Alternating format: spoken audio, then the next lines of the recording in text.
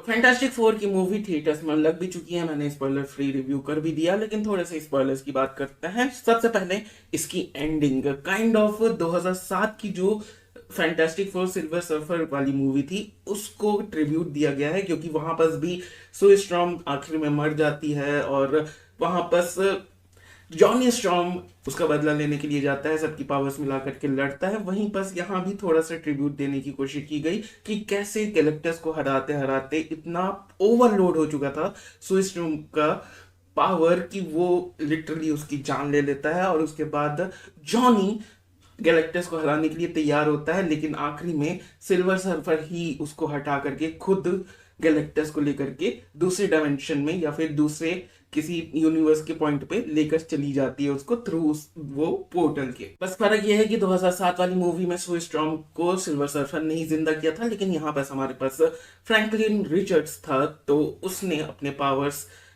को दिखाया, reality manipulation को दिखाते हुए अपनी माँ को फिर से जिंदा किया और आखिरी में चारों जो फैमिली थी वो जिंदा बच जाते हैं, पूरा प्लेनेट जिंदा बच जाता है। हालांकि रिस्क ले सकते थे प्लॉट के साथ, लेकिन उन्होंने नहीं लिया, कोई बात नहीं। आखिरी में उस पूरे फैमिली को खुशहाल दिखाया जाता है। और उसके बाद आता है मिड क्रेडिट सीन, जहां पर हमें दिखाया जाता है कि गैलेक्टस को हराए हुए 4 साल हो चुके हैं, यानी कि इन टोटल 8 साल हो चुके हैं इन चारों को अपने पावर्स मिले हुए। और फिर हमें दिखाया जाता है फ्रैंकलिन रिचर्ड्स जो कि 4 साल का हो चुका है, सो उसे बुक्स पढ़ा रही थी और दूसरी बुक लेने के लिए जाती है। तभी वहां पर जब सू वापस आकर देखती है तो वहां पर 4 साल के फ्रैंकलिन रिचर्ड्स के सामने बैठा हुआ है डॉक्टर डूम, अपने मास्क को अपने हाथ में लिए हुए और खेल रहा है या फिर बस देख रहा है फ्रैंकलिन रिचर्ड्स को। और फ्रैंकलिन रिचर्ड्स अपना हाथ बढ़ाता है डूम के चेहरे के आगे, और यहाँ पर ये मिड क्रेडिट सीन खत्म होता है। और यहाँ पर डॉक्टर डूम का फेस रिवील नहीं किया गया है, यानी कि आरडीजे को एज डॉक्टर डूम नहीं दिखाया गया है। अब इसके कई सारे कारण हो सकते हैं, शायद उनको अभी रिवील ना करना हो कि उसका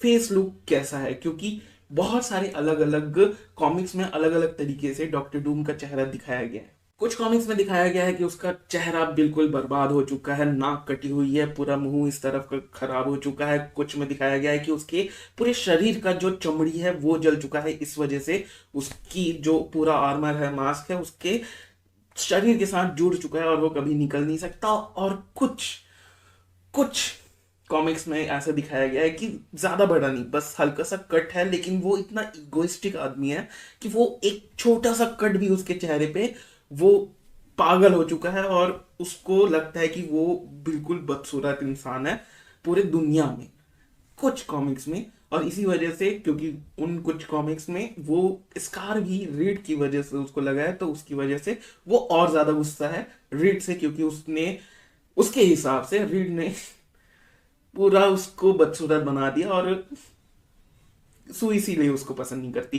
तो ये भी एक कारण हो सकता है, जो कि मुझे लगता नहीं है, लेकिन लेट्स सी कि एवेंजर्स डूम्सडे में या फिर उसके पहले जो मूवी आ रही है स्पाइडरमैन की, उसमें अगर डूम को दिखाया जाता है तो किस तरीके से उसका पूरा लुक होने वाला है। और डॉक्टर डूम का पहले भी थ्रू आउट मूवी बहुत सारे रेफरेंसेस थे, जब भी वो पूरे वर्ल्ड को एड्रेस करती थी तो उसकी तरफ से लेटवेरिया का एक सीट हमेशा खाली होता था, यानी कि कभी भी डॉक्टर डूम इनके साथ मिलना चाहता ही नहीं था। वो बिल्कुल अलग मानता है अपने आप को और अपने पूरे कंट्री को, लेथवेरिया को, पूरे वर्ल्ड से। इसीलिए वो किसी भी प्रोग्राम में या फिर वर्ल्ड मीटिंग में पार्टिसिपेट नहीं करता था। और उसके बाद पोस्ट क्रेडिट सीन, जिसका कोई मतलब नहीं बनता, मैंने स्पॉइलर फ्री वाले में भी कहा था कि ना ही देखो तो बढ़िया है, क्योंकि उसमें बस जो कार्टून्स की बात की जाती है फैंटास्टिक फोर के ऊपर बने हुए, उसी का एक छोटा सा एनिमेटेड सीन दिखाया जाता है, उसके अलावा कुछ भी नहीं, कोई मतलब ही नहीं बनता।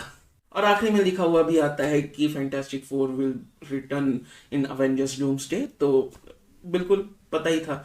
लेकिन यहाँ बस मेरा सवाल ये उठता है कि आखिर थंडरबोल्ट्स का जो पोस्ट क्रेडिट सीन था, जहां बस हमें फैंटास्टिक फोर का शिप इस यूनिवर्स में आता हुआ दिखता है, तो आखिर वो कैसे हुआ? क्या वो शुरुआत में दिखाया जाएगा अवेंजर्स डूम्सडे की, कि कैसे इस अर्थ 828 के जो फैंटास्टिक फोर हैं वो मेन यूनिवर्स के अर्थ में कैसे आएंगे, जहां बस सारे लोग हैं हमारे थंडरबोल्ट्स, अवेंजर्स, सारे लोग जो हैं वो ये इस दुनिया में कैसे आएंगे, क्या ये अवेंजर्स डूम्सडे का शुरुआती पार्ट होगा या कैसे होगा, पता नहीं। बाकी ये सारी वो चीज़ें थी जो मैंने नोटिस की और जितना मुझे लगता है कि शायद हो सकता है फ्यूचर में।